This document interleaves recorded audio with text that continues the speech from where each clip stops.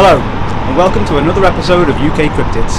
Today we're in sunny Sefton on the hunt for the Southport Sasquatch. So the Southport Sasquatch is an elusive creature. Although despite this being the case, there's been over 300 reported sightings in the local area over the past 10 years, predominantly around Ainsdale and the Pontins holiday resort. It's allegedly attracted to loud noises and repetitive beats. So our research indicates that the Sasquatch is predominantly a scavenger, eating rats, small dogs and bits of pizza that people leave on the street.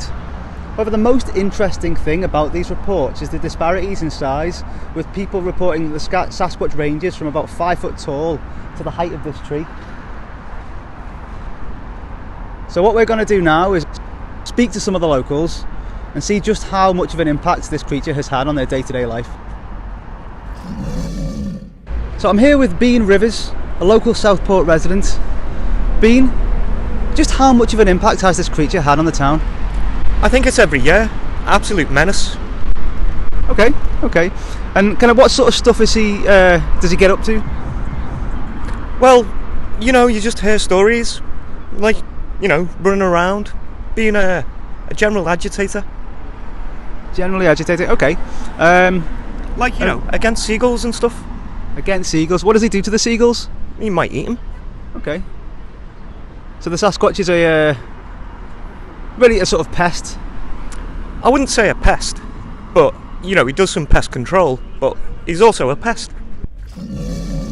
So, what we're looking for today is there's been reports over the past few years of a thing called the Southport Sasquatch, and I was just wondering if you'd have ever heard about it? No, not that particular one, no. Yeah, so this is sort of like an artist rendering, but so allegedly there's been about 300 sightings of it over the past 10 years. Right. Yeah, and I was just wondering if you'd have heard of anything similar, or sort of similar stories, kind of about the local area. Not so much that. I know a lot of people talk about, with there being a lot of older buildings here, that maybe some of those particular ones have strange happenings in them, and they are recognised as certain areas that are more haunted than perhaps would be the norm. And I know there are certain areas in Southport, but as far as that one is concerned, no. Okay. And that, now you're aware of it, would you have any concerns about it, or is this something that's not an issue, would you say?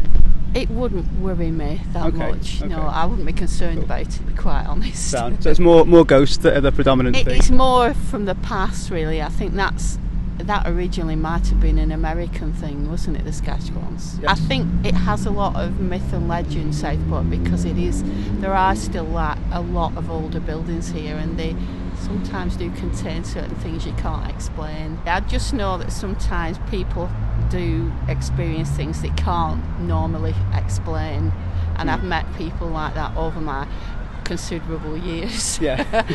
But sometimes I think people have an inbuilt sense of something that's wrong. Yeah. That's just my belief, and that's just the way I think. But here there are quite a few anomalies when you look around, and if you walk around especially. So this is Jennifer, another Southport resident. Jennifer's actually got lived experience of the Sasquatch after it's broken into her garden about 6 months ago. Jennifer, do you want to tell us a little bit about that? Yeah, so basically I woke up in the morning and I was a bit tired. I got up, I looked out the window, and it got my garden gnomes. They were all just headless on the lawn on the outside. It dug some holes. It left a few unpleasant presents for me as well. It took me ages to clean it up. The gnomes, some of them were really irreplaceable, so I was really devastated about that. I didn't actually see the Sasquatch, but I don't know what else could be that size to be able to actually do those things. Your sister said it might have been your partner. What have you got to say to that? But she doesn't. I don't think so. So Cameron, is this the first time you've heard of the Southport Sasquatch? Okay, yeah. Cool. There's been over 300 reported sightings of this Sasquatch in the past 10 years. He looks like a creepy dude. Yeah. Obviously this is just like an artist's kind of representation of it. What do you think of this now that you've been familiarised with I'm going to be locking my doors. Okay. So would you say now that you're familiar with the Sasquatch that it's potentially an issue? I don't think it's an issue, because I don't is he friendly or nah? I'm not sure. Well, we'll have to. If he's friendly, then nah. But if not, then we might have to put him in a zoo. Okay, sound. There you go, Sasquatch in a zoo. So, is this just another myth told by the locals, a folk tale, or is this town plagued by the ominous Southport Sasquatch? It's up to you to decide. Join me again next time on UK Cryptids.